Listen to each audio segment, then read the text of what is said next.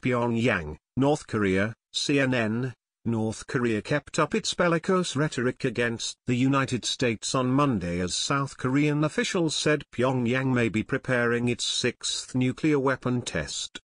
Seoul's National Intelligence Service, NIS, told South Korean lawmakers at a closed-door parliamentary session that it has detected signs of North Korea preparing for another nuclear test at its Punggye-ri underground test site. Speculation of when North Korea would conduct another nuclear test has been rife this year, with it being pegged to various days important in North Korean history. North Korea's last nuclear test came in September, when it detonated what it claimed was a miniaturized nuclear warhead small enough to be mounted on a missile, though analysts say the claim is nearly impossible to verify. Kim Byung-ki, a lawmaker of South Korea's ruling Democratic Party, DP, said the NIS reported that North Korea has completed its preparation to carry out a nuclear test at Tunnel 2 and Tunnel 3 of the Punggye-ri nuclear test site. He added the NIS said it had detected activity suggesting Tunnel 4 was being prepared for more construction work after excavation work was halted last year. Speaking to CNN's Will Ripley Monday, North Korean officials said the U.S. faces strong punishment for conducting its current U.S.-South Korea military games on the peninsula. The 10-day Ulchi Freedom Guardian exercises, which began August 21, are conducted annually and touted by South Korea and the United States as defensive in nature. But North Korean officials told Ripley this year's exercises come at the worst possible moment of tension. If there is an escalation, with any catastrophic consequences, the Americans would be wholly responsible, the officials said. The three missiles fired by Pyongyang in that test were short-range Scud missiles, General Jong Kyung-do, chairman of the Joint Chiefs of Staff, said Monday.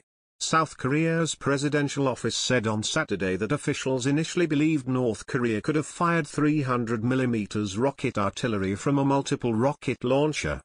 A South Korean official said US and South Korean authorities were continuing their analysis of Saturday's launch, which saw two missiles travel 250 kilometers, 155 miles, over the ocean and another explode shortly after liftoff. It's the first missile test since North Korea successfully launched two intercontinental ballistic missiles in July, which is said could reach as far as the U.S. mainland. Saturday's missile test came just after North Korea conducted large-scale military drills on Friday. North Korean state media showed leader Kim Jong-un overseeing a special forces operation which simulated strikes on South Korean islands, CNN's Ripley reported from Pyongyang. Saturday's missile tests came just days after U.S. Secretary of State Rex Tillerson said North Korea was showing signs of restraint in its standoff with Washington and Seoul. But barely a day later after Tillerson spoke, photographs emerged showing Kim inspecting missile and missile fuel components. Analysts said the photos were a sign from North Korea to the world, to show their solid fuel missile program is improving at a steady rate. Solid fuel missiles are faster and easier to deploy, and harder to detect because there's less to be done in terms of launch preparation.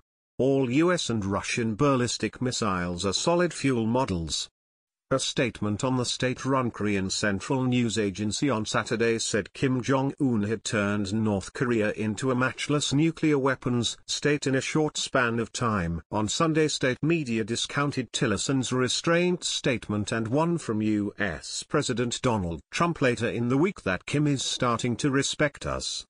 The article, from state newspaper Odong Sinmun, said U.S. leaders were trying to fool North Korea into giving up its nuclear weapons, but they would not succeed.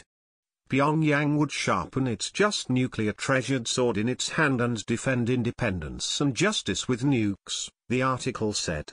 Analysts said no matter what was launched on Saturday, or the result of the launch, it represents a win for the Kim regime in developing its missile program. North Korea gains information from every missile launch, whether it succeeds or whether it fails, said Bruce Bennett, senior analyst at the Rand Corporation think tank. If it fails, then North Korea discovers problems with either their basic design or with the way the particular failed missile was put together. Bennett said if the missile succeeds, they confirm that they have a reasonable design and that at least one of a given production batch really did fly. The fact that one of the rockets failed makes clear that North Korea may have some production issues it needs to solve, but the other two suggest that the underlying technology is working, said David Wright, co-director of the Global Security Program at the Union of Concerned Scientists. Also at the weekend, North Korea said it was cancelling the Wonsan Air Show, which was scheduled for September. The show, primarily a showcase for state carrier Air Koryo, was popular last year. Air Koryo was sanctioned by the US last year but continues to operate regular flights from China and Russia. It's the second major tourist event North Korea has cancelled this year. The Daedongong Beer Festival slated for August was called off amid reports of North Korea's worst drought in 16 years.